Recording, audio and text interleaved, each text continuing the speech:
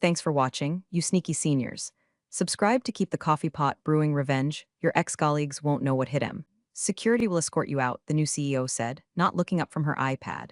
She said it with the casual boredom of someone ordering a latte with oat milk. I didn't move. I didn't blink. I just stood there, clutching a manila folder that weighed less than a pound, but carried enough radioactive material to turn this entire C-suite into a crater. But before I tell you about the bomb in the folder, you need to understand how the fuse was lit. You need to understand who I am, and more importantly, who they thought I was. My name is Kelly. For 12 years, I've been a ghost. My official title was Senior Lead of Operational Compliance, which is corporate speak for the person who makes sure we don't get indicted. I worked for a multinational logistics giant, the kind of company that moves everything from medical isotopes to fidget spinners across borders without getting flagged by customs. Under the old founder, Mr. Henderson, the company was boring. Boring is good in logistics. Boring means your packages arrive, the SEC doesn't raid your office, and your shareholders sleep at night. Mr. Henderson was a man who wore the same gray suit for 30 years and believed that a clean audit was better than a viral marketing campaign. He respected the rules. He respected me. Then Mr. Henderson died. The vacuum he left was filled not by his careful, seasoned deputy, but by the board's new darling, Madison. Madison was 36, had a shiny MBA from a school that costs more than my house, and spoke exclusively in buzzwords. She didn't care about supply chains. She cared about synergy and disrupting the narrative. She walked in on day one wearing Laubautins that clicked against the marble floor like a ticking clock, followed by an entourage of consultants who looked like they'd been cloned in a lab that specialized in hair gel and overconfidence. The change was immediate and violent. It wasn't just a leadership change, it was a cultural evisceration. The muted beige walls were painted a stark, aggressive white. The quiet hum of productivity was replaced by the frenetic energy of brainstorming sessions that accomplished nothing but generating empty whiteboard diagrams. I watched it all from my office in the corner of the 14th floor. I'm invisible to people like Madison. To her, I was just legacy staff, I was furniture. I was a relic of the Henderson era, probably clinging to a pension and a Rolodex. She didn't know that my silence wasn't submission, it was data collection. See, in my line of work, you learn to listen more than you speak. You learn that the loudest person in the room is usually the one with the most to hide. Madison was very, very loud. She held town halls where she talked about trimming the fat and pivoting to a tech-forward identity. We're a shipping company, Madison. We own trucks and planes. We aren't a bewildered app startup. But she didn't want to hear that. This is probably a good time to pause and say, if you're enjoying this deep dive into corporate wreckage, do me a favor and hit that subscribe button and leave a like. It really helps the team get these stories out there. And honestly, it costs you less than the severance package I was about to fight for. Okay, back to the disaster. 3 months into her tenure, the firing squad started. It wasn't dramatic at first, just quiet disappearances. The VP of North American Ground Transport, gone on a Friday, email deactivated by Monday. The head of customs brokerage, retired unexpectedly to spend more time with a family he hated. Madison was bringing in her own people. That's standard corporate rating, sure. But these new hires were wrong. I started noticing it in the vendor approval logs. My department, compliance, is supposed to vet every new partner. We check for sanctions, we check for conflicts of interest, we check for financial stability. Suddenly, requests were bypassing my desk. I'd see a new invoice for a consulting firm based in the Caymans that had been approved directly by the CEO's office. I'd see IT contracts awarded to companies that had existed for less than a week. I went to Madison's right-hand man, a guy named Tyler who wore vests and never made eye contact. Tyler, I said, holding a printout, this vendor for the fleet GPS upgrade. They don't have a DUNS number. They don't have a website. Who are they? Tyler laughed. Dry, dismissive sound. Kelly, you're thinking too logically. We're moving fast. We don't have time for the red tape. Madison approved it. Just file it. It's not red tape, Tyler. It's federal law. If we're moving hazardous materials, our tracking partners need to be certified. We're pivoting, he said, turning back to his 3 monitors. Just file it, Kelly, or we can find someone who will. That was the first threat. It was subtle, but it was there. Get on board or get out. Most people would have backed down. Most people would have polished up their LinkedIn profile and started looking for golden parachute. But I'm not most people. I felt a cold, hard knot form in my stomach. It wasn't fear. It was the sensation of a predator noticing a shift in the wind. I went back to my office and closed the blinds. I logged into my terminal, and I started doing what I do best. I didn't just file it. I documented it. I started a shadow log. Every time they bypassed a protocol, I noted it. Every time they ignored a regulatory flag, I saved a copy of the override command, timestamped and digitally signed. They thought they were stripping the company for parts, selling off the boring, profitable logistics arms to fund their flashy tech initiatives. They thought because they had the titles, they had the power. But they forgot one thing, The higher you climb, the more unstable your footing becomes if you don't check the foundation. And I was the one holding the blueprints to the foundation. I sat there, watching the sun dip below the skyline of the city, reflecting off the glass tower that Madison thought was her kingdom. I lit a cigarette. Yeah, I know, you can't smoke indoors anymore, but I knew exactly where the smoke detectors were and how to disable the one in my office without triggering a building-wide alarm. Another perk of being the person who wrote the safety protocols. I exhaled a thin stream of smoke and watched it dissipate against the air vent. Okay, Madison, I whispered to the empty room. You want to modernize? Let's see how modern your prison sentence looks. I didn't know it then, but I was already holding the weapon that would end her. It wasn't the files on my computer. It was the plastic ID badge clipped to my belt loop. The one with my unflattering photo from 10 years ago. The one Madison had sneered at in the elevator because the laminate was peeling. She had no idea what that badge could do. The atmosphere in the office shifted from toxic to radioactive over the next 4 weeks. Madison wasn't just incompetent, she was actively dangerous. Her strategy seemed to be based on the idea that if you moved money around fast enough, nobody would notice it was disappearing. The first major red flag that something catastrophic was coming wasn't a spreadsheet, it was the coffee machine. For 20 years, we had a contract with a local vendor who stocked the break rooms with decent, fair trade coffee. It was a small perk, but it mattered. One Monday, the machines were gone. In their place were sleek, app-enabled dispensers that required you to scan a QR code, and I kid you not, watch a 15-second internal branding ad from Madison before it would dispense a cup of lukewarm sludge. It's about engagement, the internal memo said. Every cup is a touchpoint with leadership. I stood there, watching Madison's face on a tiny LCD screen talking about paradigm shifts while I waited for my caffeine, and I realized, she's broke. The company isn't making money. She's cutting the coffee budget to pay for the consulting fees. I went back to my desk and pulled the quarterly projections. They were hidden behind 3 layers of password protection now, but again, I'm compliance. I have master keys to digital doors they don't even know exist. I opened the file. The numbers were bleeding red. The core logistics business, the boring stuff that actually paid the bills, was down 18%. Why? Because Madison had fired the veteran dispatchers and replaced them with an AI algorithm that was currently routing refrigerated trucks of insulin through the Arizona desert in July. But the real kicker came on a Tuesday afternoon. An email landed in my inbox with the subject line, Structural Realignment, Streamlining Compliance. I didn't even have to open it to know what it said. I could smell the corporate speak through the monitor. I clicked it anyway. To better align with our agility goals, the Operational Compliance Department will be folded under Public Relations, effective immediately. We believe that compliance is, at its heart, a storytelling function. I laughed. I actually laughed out loud in my empty office. Compliance isn't storytelling. Compliance is do not go to jail insurance. Putting us under PR was like putting the fire department under the control of an arsonist who likes pretty flames. It meant they wanted us to stop fixing problems and start spinning them. Half an hour later, the summons came, not from Madison, but from HR. The new HR director was a woman named Chloe who looked like she was 12 and spoke to me like I was a senile aunt. Kelly, she chirped, standing in my doorway without knocking. Do you have a sec? We're doing a security audit of all legacy badges. My heart did a slow, heavy thud. My badge. My badge works fine. Chloe, I said, not looking up from my screen. I was busy mirroring my hard drive to a secure cloud server that the company didn't own. Oh, I know, but Madison wants everyone on the new biometric system. It's super chic, keyless entry face scanning. We need to collect the old RFID badges to, recycle the tech.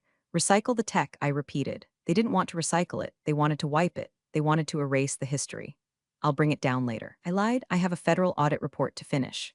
Well, don't take too long, we're deactivating the old codes at 5 p.m. Friday. She left, leaving a trail of overly sweet perfume in her wake. I looked at the badge sitting on my desk. To Chloe, it was a piece of plastic. To me, it was the black box of this crashing plane. 2 years ago, after a minor corruption scandal involving a regional manager in Chicago, the board of directors, the old board, had panicked. They authorized a secret initiative called Project Glass House. They wanted a fail-safe. They wanted a way to ensure that if management ever went rogue again, there would be an immutable record. They came to me. They gave me a badge that looked identical to everyone else's, but inside the RFID chip, there was a secondary encryption layer. Every time I badged into a secure room, the boardroom, the server room, the executive archives, my badge didn't just unlock the door. It initiated a passive recording of the room's metadata. Who was there, how long they stayed, and most importantly, it digitally notarized any documents projected on the smart screens or shared on the local secured network during that window. It was a digital notary stamp that proved I was there, and by extension, proved what they were doing while I was there. Madison didn't know about Project Glass House. She just knew she wanted me gone, and she wanted my access revoked. I checked the time. It was Tuesday. I had until Friday to trap them. The next 3 days were a blur of calculated movements. I attended every meeting I could invite myself to. I sat in the back of the strategy sink where Tyler discussed shifting liability for lost cargo to our subcontractors, illegal. I badged into the records room where they were shredding physical contracts, highly illegal. I walked the halls, my badge hanging from my hip, soaking up the digital exhaust of their crimes like a sponge. By Thursday afternoon, I felt the net tightening. My login access to the main server was glitching, intermittent lockouts. My email password expired twice in one day. They were boxing me in, trying to frustrate me into quitting so they wouldn't have to pay severance. They underestimated my spite. On Friday morning, the calendar invite popped up. Meeting, Leadership Realignment Review. Host, Madison CEO, attendees, Kelly Compliance, Simon General Counsel, location, Boardroom A, time 2:00 p.m. This was it, the execution. I spent the lunch hour eating a sandwich I couldn't taste in a park across the street. I watched the building. It looked impressive from the outside, glass and steel reflecting the clouds. Inside, it was rotting. I went back up at 1:55 p.m. I stopped by the bathroom. I washed my hands. I looked at myself in the mirror. I looked tired. The fluorescent lights weren't kind to the circles under my eyes or the gray strands in my hair, but my eyes were sharp.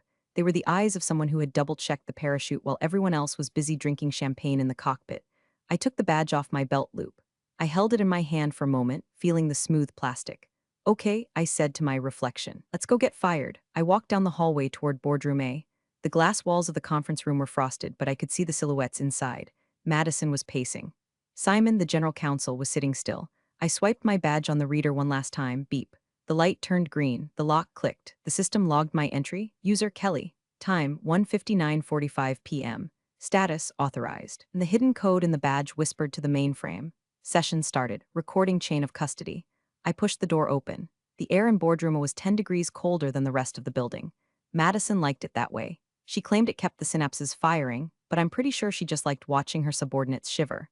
Madison didn't look up when I entered. She was swiping furiously on her tablet, her eyebrows knit together in a performance of extreme busyness. Simon, the general counsel, looked worse. Simon was a man who had spent the last 20 years trying to be invisible, and under Madison, he looked like he was suffering from a chronic ulcer. He wouldn't meet my eyes. He was staring at a polished mahogany table as if he hoped it would open up and swallow him. I didn't sit down. There was a chair pulled out for me, the one furthest from the head of the table, but I remained standing. I placed my manila folder on the table. The sound was soft, a dry shuffle of paper against wood, but in the silence of the room, it sounded like a gunshot. Madison finally stopped swiping. She didn't look at me, though. She looked at Simon. Go ahead, Simon, she said, her voice bored. She picked up a bottle of sparkling water and unscrewed the cap, crack hiss. Simon cleared his throat. It sounded like grinding gears. Kelly, thank you for coming in. I work here, Simon. I didn't come in. I walked down the hall. I said my voice was steady. Too steady. Simon flinched. Right, well. As you know, the company is undergoing a significant transformation. We're moving towards a more agile, integrated model. And in looking at the redundancies across departments, we've made the difficult decision to eliminate the standalone compliance function. Eliminate compliance, I repeated. You're firing the brakes on a speeding car. We're integrating it, Madison snapped, finally looking at me. Her eyes were cold, dead blue. We don't need a department of people telling us no all day. We need yes people, we need enablers. And frankly, Kelly, your energy is historic. It's heavy. It doesn't fit the brand. My energy is historic, I said, tasting the words. Is that what we're calling adhering to SEC regulations now? Historic energy? This isn't a debate, Madison said, waving her hand as if swatting away a fly. Your role is terminated effective immediately.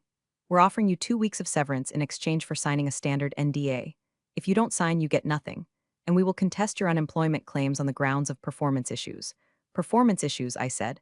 I have 12 years of perfect reviews, Madison. You've been here 4 months. And in those 4 months, you failed to adapt, she said, smiling. It was a shark smile. You're obstructive. You're a bottleneck. You're done, she turned back to her iPad. The meeting was over in her mind. I was already deleted.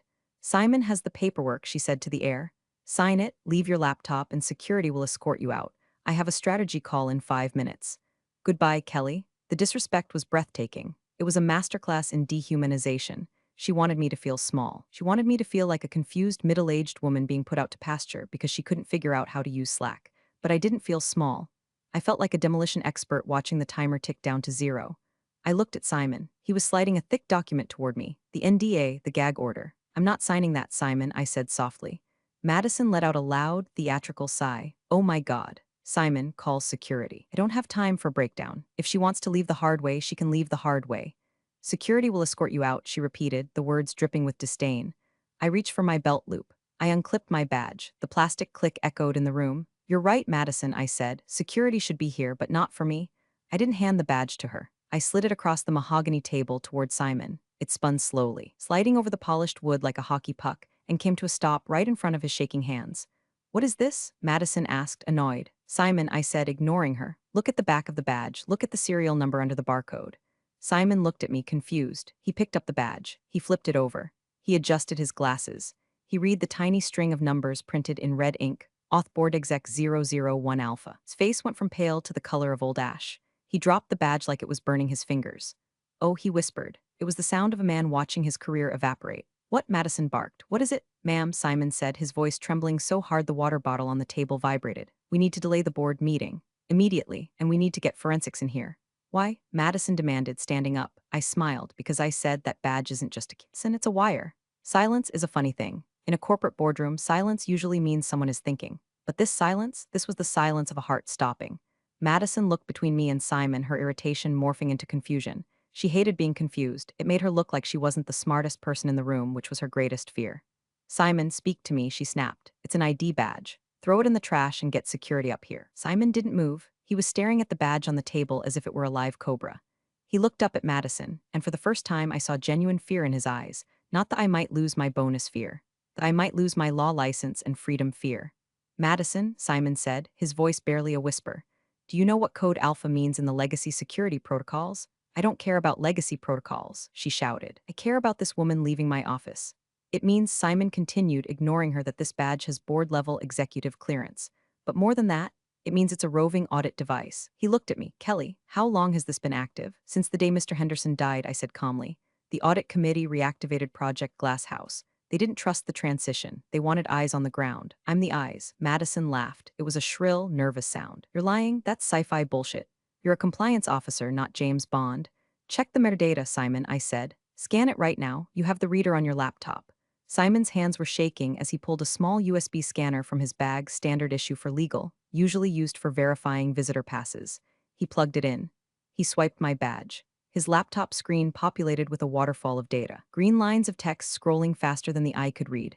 What is that? Madison asked, walking around the table to look over his shoulder. Logs, Simon said, his voice dead. These are entry logs, but Jesus, Kelly, look at the file sizes. Open the folder marked current session, I instructed. Simon clicked. A window popped up. It showed the current date, the current time, and a list of active files. Audio trace active. Doc notary sync. NDA termination draft V4. PDF attendee ID. CEO Madison attendee ID. Gen Counsel Simon flag. Retaliatory termination event. You're recording us? Madison screeched. That's illegal. That's a felony. Two-party consent state, you bitch. Actually, I said, leaning back against the wall, enjoying the show. Check your employment contract, Madison. Section 14, paragraph B. All executive meetings occurring on company property are subject to internal monitoring for quality and compliance assurance. You signed away your expectation of privacy the day you took the job. Mr. Henderson put that clause in 20 years ago to catch people stealing staplers. You just used it to hang yourself. Madison turned purple. I am the CEO. I can override that. You can override future policies, Simon corrected her, slumping in his chair. You can't override a board directive that predates your employment. And you certainly can't override the chain of custody on a device designated as a federal audit tool. Simon looked at me with a mix of horror and grudging respect. You didn't just log this meeting, did you? I've logged everything, Simon, I said, for 4 months. Every time I walked into a room where you were discussing how to bypass customs regulations, logged. Every time Tyler bragged about paying off that inspector in Miami, logged. Every time you, Madison, approved a vendor payment to that shell company in the Caymans from your personal iPad while connected to the boardroom Wi-Fi. My badge picked up the packet handshake. It verified the device ID. Madison froze. The color drained from her face so fast she looked like a marble statue. The Caymans? She whispered.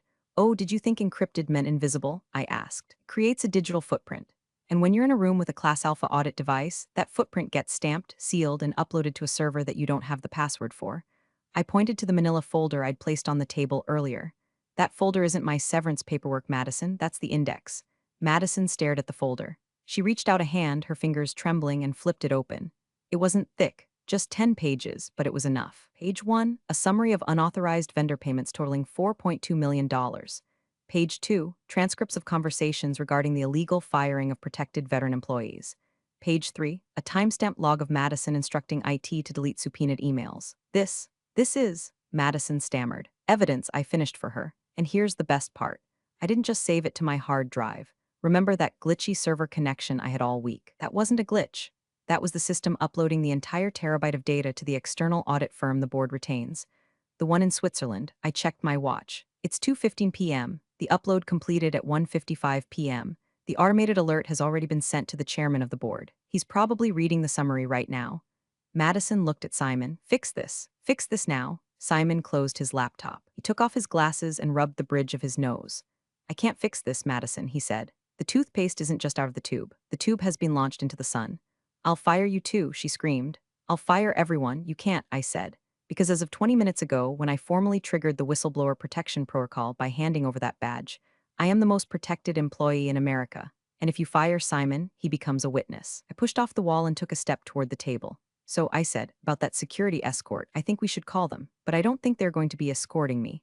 The silence in the room broke with the buzzing of a phone, then another, then a third. Madison's iPhone, lying face up on the table, lit up.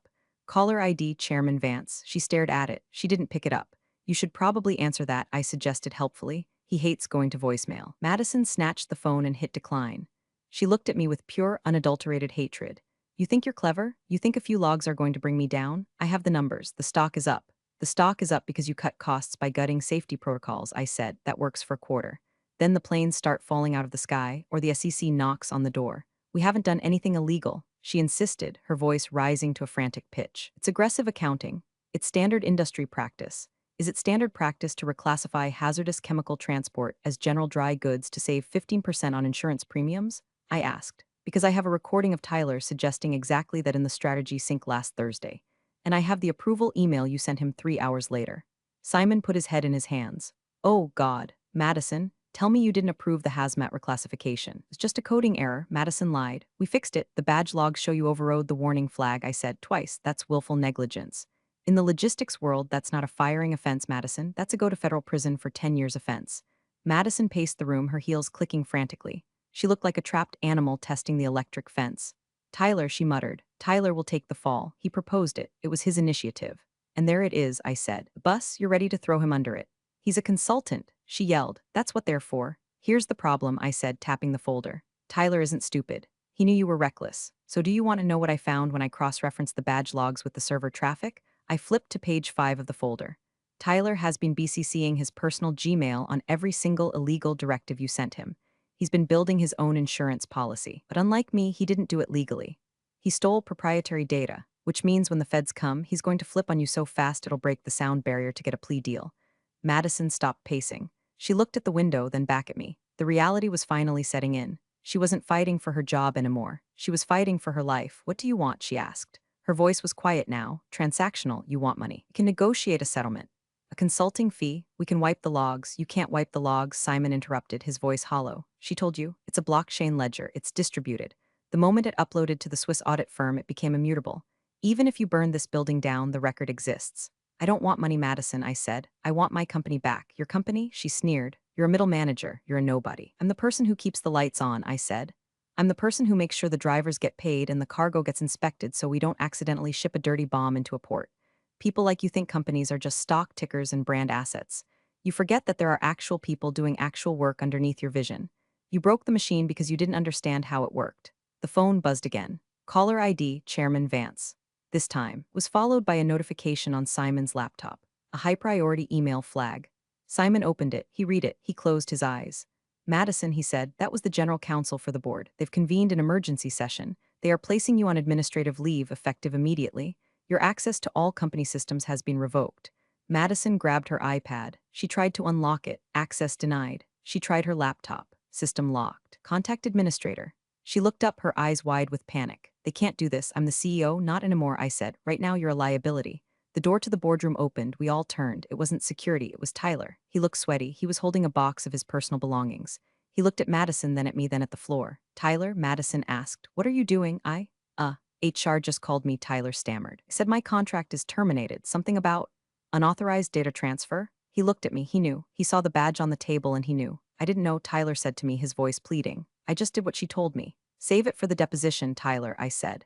Madison looked at her loyal right-hand man, effectively fleeing the sinking ship. She looked at Simon, who was mentally drafting his resignation letter. And then she looked at me. You ruined everything. She hissed, we were going to be a unicorn. We were going to go to the moon. Madison, I said, picking up my manila folder. This is a trucking company. We drive on the road, and you were driving drunk. The elevator dinged down the hall. Heavy footsteps approached. Now, I said, I think that's the security escort. To understand why I did it, why I risked my career, my pension, and my sanity to take down a woman who made 10 times my salary. You have to understand the ghosts in these walls. 10 years ago, this company almost died. Not from a bad quarter, but from rot.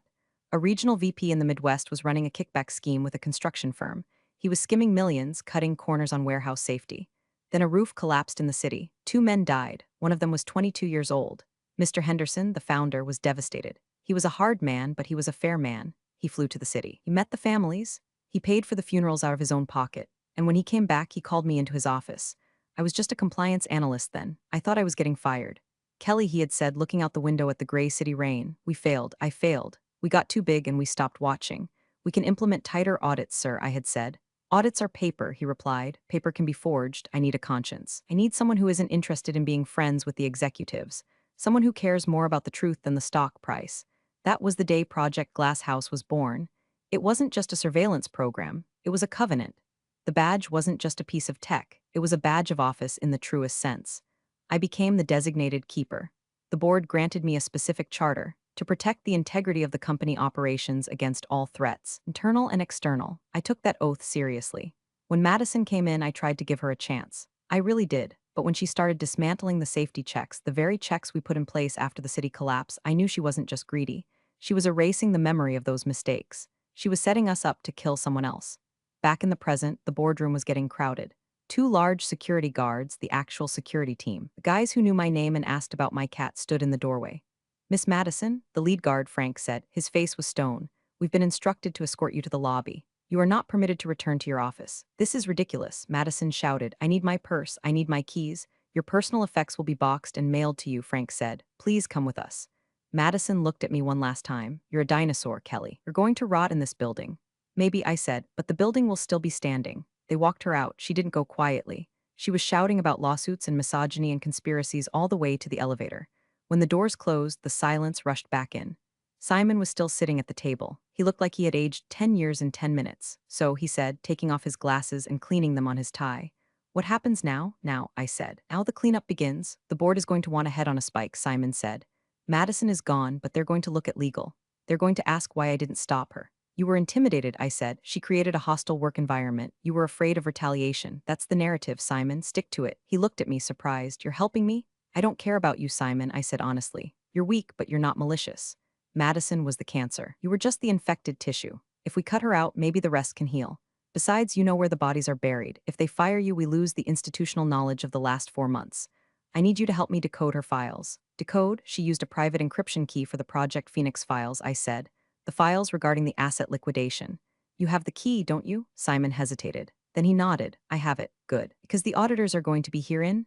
I checked my watch. 45 minutes, and I want to have a roadmap ready for them. I picked up my badge from the table. I clipped it back onto my belt loop. It felt heavy. It felt right. Come on, Simon, I said. Let's go to your office. We have a lot of work to do before the vultures land. We walked out of the boardroom. The office was buzzing. People were whispering in clusters. They had seen Madison being marched out. Saw me walking freely with the general counsel. The dynamic had shifted. The queen was dead. Long live the... Well, not the queen. Long live the janitor. I walked past the empty receptionist desk where the brand ambassador used to sit. I walked past the weird modern art Madison had bought for $50,000. I stopped at the coffee station, the one with the broken app-based machine. I looked at it. First order of business, Simon, I said. Get the old coffee vendor back. Let out a weak, hysterical chuckle. Consider it done. You'd think getting escorted out by security would be the end of it. But in the age of LinkedIn influencers and Twitter victims, being fired for cause is just a pivot to a new chapter. By the time I got home that night, after 6 hours of briefing the external auditors and watching them sweat through their shirts, Madison had already launched her counteroffensive.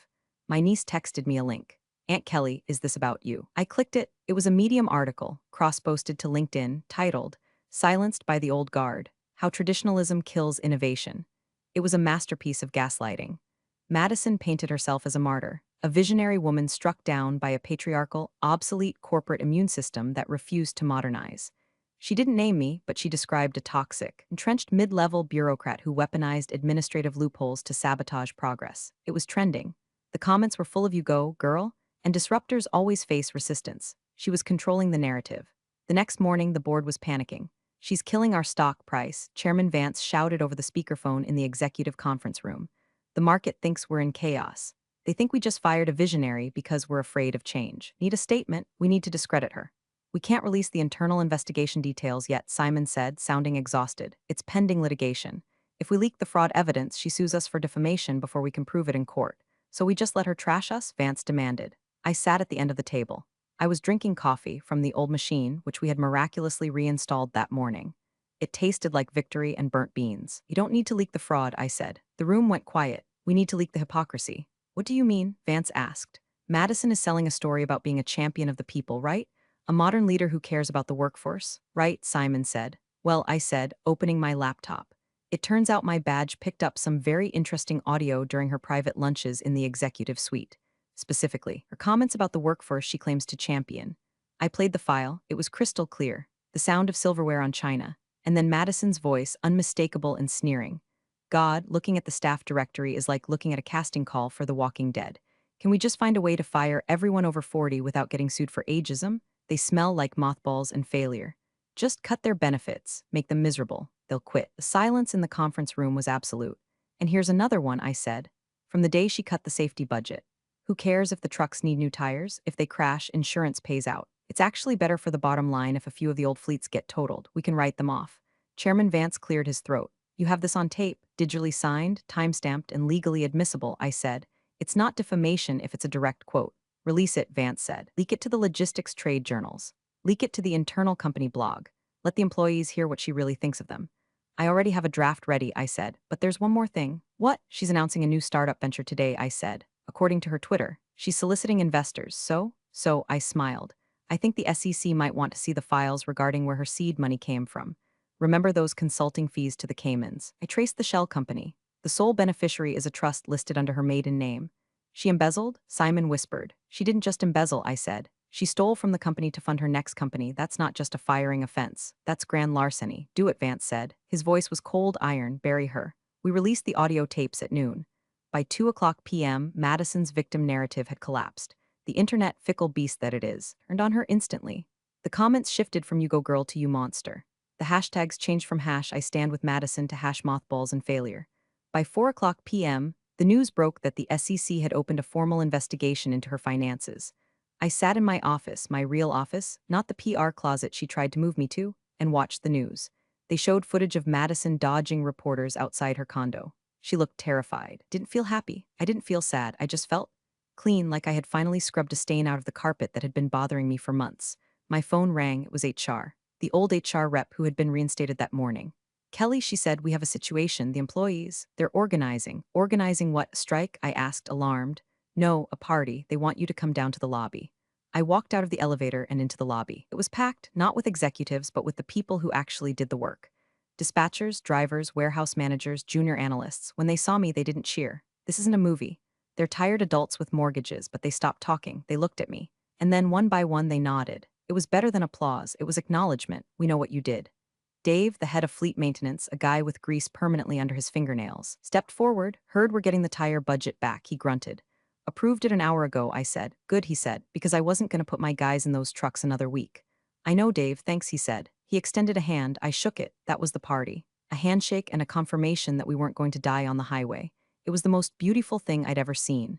The next week was a bloodbath, but the good kind. The board gave me temporary carte blanche to clean house.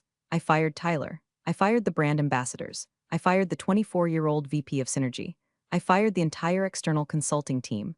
I walked through the office like the angel of death, but instead of a scythe, I had a termination form and a security guard named Frank. "You can't do this," the VP of Synergy cried as he packed his succulent plants.